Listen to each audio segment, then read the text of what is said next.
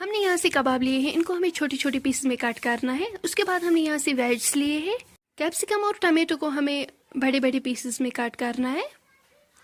प्याज एक हमने चॉप करके रखा था। सारे वेज हम इसी में ऐड करेंगे। इसके बाद हम सारे मसाले इसमें ऐड करेंगे। अच्छे से मिक्स करने के बाद हम 5 मिनट तक ये रेस्ट पे रखेंगे। पैन में हम तेल डालेंगे। गर्म होने के बाद इसमें हम कबाब डालेंगे। ये हमें हल्का सा फ्राई करना है। हल्का सा फ्राई होने के बाद हम ये उठाएंगे। इसके बाद हम ये वेज इसमें ऐड करेंगे जो हमने मैरिनेट करके रखे थे। इनको भी हमें हल्का सा फ्राई करना है। हल्का फ्राई होने के बाद अब हम इसमें कबाब ऐड करेंगे जो हमने फ्राई करके रखे थे। हल्का सा फ्राई होने के बाद अब हम थोड़ा सा इसमें वाटर ऐड करेंगे।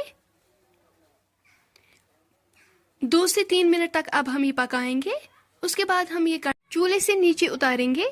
तो आप देख सकते हो हमारी कबाब कांती जो है वो बिल्कुल तैयार है।